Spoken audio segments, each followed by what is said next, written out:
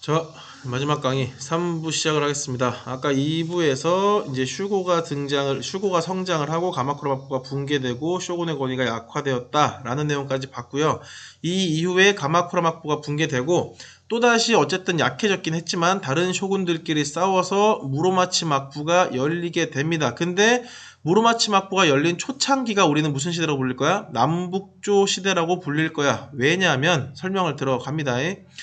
초창기에 천황의 통치에 불만을 품은 무사들이 점차 증가해서 이 아시카가 다카오지라는 얘 쇼군이에요. 여러분들이 이 부분을 많이 헷갈려 하더라고요.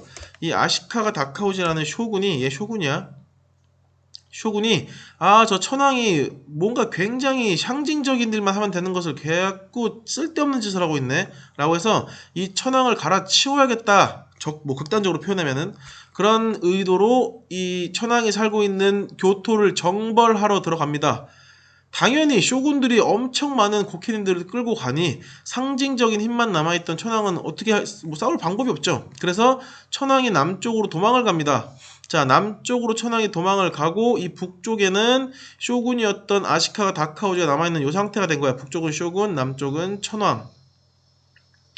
자, 남쪽으로 도망친 천황이 나는 너희들을 피해서 일로 도망을 왔지만 내가 이 나라의 주인이니 난 새로운 나라를 이 남쪽에 세울 거야 라고 해서 남쪽에 새로운 정부를 만듭니다. 이게 남조야.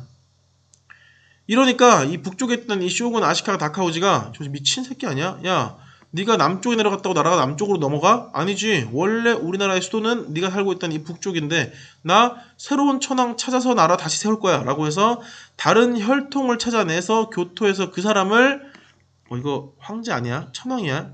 쏘리. 천황으로 즉위를 시켜요. 그 사람이 만든 나라가 북조야. 그래서 무로마치 막부가 비록 만들어졌지만 이 초창기에는 왕조가 두 개로 쪼개지는 바람에 이 시기를 남북조 시대라고 부릅니다.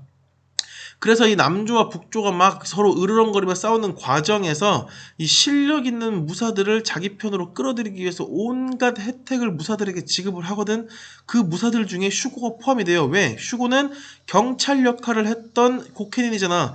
고케닌들은 원래 무사야. 근데 그 중에 경찰 역할을 했던 고케닌이면 얼마나 싸움을 잘했겠니? 그래서 이 슈고를 계속 남조에서도 자기 편으로 끌어들이기 위해서, 북조에서도 자기 편으로 끌어들이기 위해서 계속 얘한테 권력을 주면서 내 편이 되어줄래? 라고 설득을 할 거 아니야. 그 과정에서 슈고가 당연히 성장을 합니다. 무엇으로? 슈고 다이묘로 성장을 해요.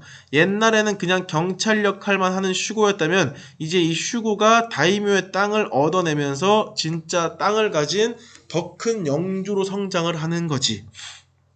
이러한 과정 끝에 결국 슈고다이묘는 계속 성장을 하고 이 슈고다이묘가 성장하는 과정 중에서 북조와 남조가 화해를 해서 남북조가 통일이 됩니다.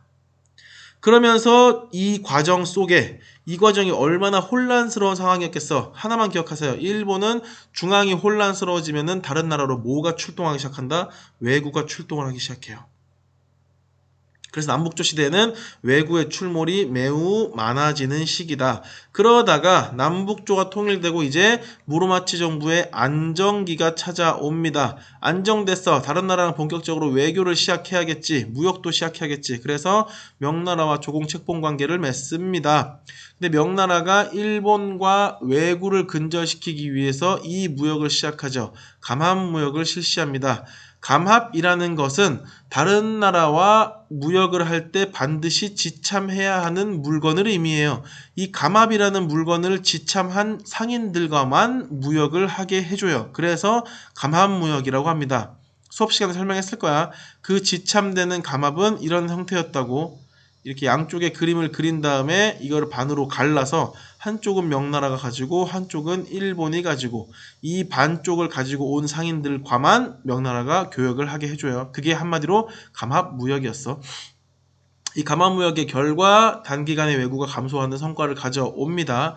하지만 결과적으로 이때 성장하고 있던 슈고 다이묘들은 계속 성장 중이죠. 그래서 슈고 다이묘들이 연합하는 정권의 성격이 강했던 게 이 무로마치 막부의 상태야. 가운데 쇼군은 그대로 남아 있어요. 그리고 이 주변에 슈고 다이묘들이 계속 맴돌고 있는데 아직까지는 쇼군을 인정하는 상태야. 마치 옛날 주나라 때 주변 봉건 제후들이 주나라 황제를 인정하고 버티고 앉아있듯이 춘추시대 때처럼. 근데 결국 누군가 하나가 야 힘센 놈이 쇼군 되면 되는 거 아니야? 하고 빵 치고 들어온 시기가 등장을 해요. 그러면서 이제 쇼군은 거의 뒤안길로 사라지고 이 슈고들끼리 서로 내가 짱이네 네가 짱이네 결투를 하는 그 시기가 찾아온단 말이야. 그 시기가 전국시대야. 누구 한 명이 빵 쳐들어오기 시작해. 그 사건이 오온인의 난이야.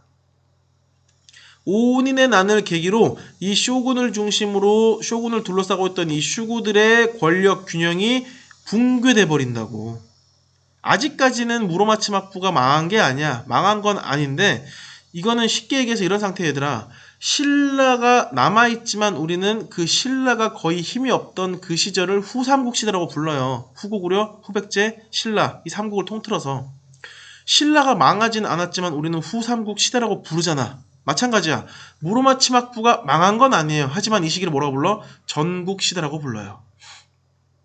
자, 권력을 차지하기 위해서 전국적인 전쟁이 시작되는 시기입니다. 그래서 이름도 전국시대고요. 이제 아까 이때 성장했던 이 슈고 다이묘들이 이제는 중앙과 지방에 힘 있는 지방에서만 힘 있는 세력이었다가 이 사람들이 중앙까지 진출을 하고 그 중앙까지 진출하는 과정에서 전국적인 영향력을 행사하는 더 큰 세력으로 발달을 합니다. 이 사람들을 우리는 센고쿠 다이묘라고 부르죠. 슈고 다이묘가 한 차례 또 진화한 상태예요. 우린 이거를 센코쿠 다이묘라고 불러. 마치 피카츄가 라이츄로 진화를 하듯이. 자, 그러면서 이때 겨우 가만무역으로 왜구들의 출몰을 줄여놨는데 다시 혼란스러워지죠. 그럼 다시 왜구들이 어떻게 할까? 출몰을 하겠지. 그래서 무로마치 막부 말기에 전국시대가 되면 다시 왜구들이 출몰을 합니다.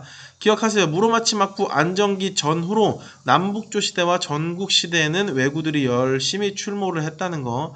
자, 이제 그럼 전국시대 본격적으로 봅시다. 센코쿠 다이묘들의 전쟁이 시작되고요. 이제 이 과정에서 뭐 A 쇼군과 A라는 장군, B라는 장군, C라는 장군 막 지들이 누구 잘났다고 싸우겠죠. 그 중에 가장 힘이 강했던 사람이 오다 노부나가라는 사람이었고 그 계기가 포르투갈에서 뭘 수입했기 때문이었어. 조총을 수입해서 이 조총을 가지고 전투의 활용을 끝내주게 잘했기 때문이야.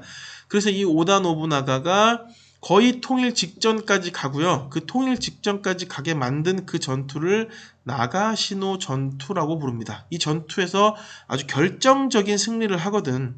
다른 센코쿠 다이묘들을 앞서 지를 만큼. 하지만 결국 오다 노부나가는 배신을 당하고요. 자기 부하에 의해서. 오다 노부나가의 오른팔이었던 도요토미 히데요시가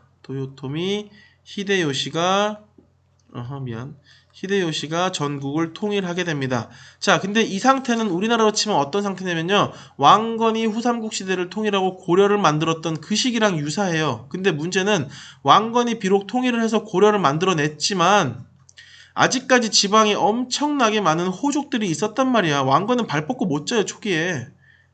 이 호족들이 날 쳐들어오면 어떡해. 불안한 거야. 그래서 왕건은 이 호족들의 권력을 줄여주기 위해서 기인제도로 아들을 인질로 삼기도 하고 아니면 상을 주면 사성정책으로 성씨를 주면서 내 가족으로 만들기도 하고 사신관 제도를 통해서 권력을 주면서도 견제하기도 하고 이런 방법을 썼던 거잖아. 마찬가지로 도요토미 히데요시도 내가 비록 강해서 이 전국시대를 통일시켰지만 아직 전국에 무수히 많은 센코쿠 다이묘들이 남아있단 말이야. 얘네가 칼자루를 나한테 혹시 겨누는 게 무서운 거야. 그래서 이 칼자루를 겨눌 수 있는 대상을 만들어줘요. 그게 어디야? 조선이야. 쳐들어가자. 라고 해서 이 통일 직후의 무사들의 불만을 달래기 위해서 조선을 침공합니다. 이 사건이 임진왜란이고요. 임진왜란은 도요토미 히데요시가 죽으면서 그리고 일본 군들이 철수하면서 끝나고 임진왜란 이후에 도쿠가와 이에야스라는 사람이 다시 등장을 해서 이 무로마치 막부에 드디어 간판을 내리고 새로운 막부의 간판을 답니다. 그것이 에도 막부가 되겠습니다. 자, 여기까지가 일본사 마지막 정리였고 10분 안에 끝냈네. 이번 강의는 1, 2, 3부 다 합쳐도 30분밖에 안 돼요. 꼭 들으시고 하긴 이 얘기를 끝에 하는 건 의미가 없다. 이미 다 들은 사람만 들었을 텐데. 다 듣기를 바랍니다. 나는 꼭. 자, 시험 잘 보시고 우리 시험날 봅시다. 안녕. 질문 있으면 꼭 하세요. 휴대폰 번호 써줄게. 010-5148-2180 권민욱. 꼭 본인이 누군지 나한테 알려주고 질문을 하세요. 누군지도 모르고 내가 대답하기 좀 애매해서. 자, 안녕.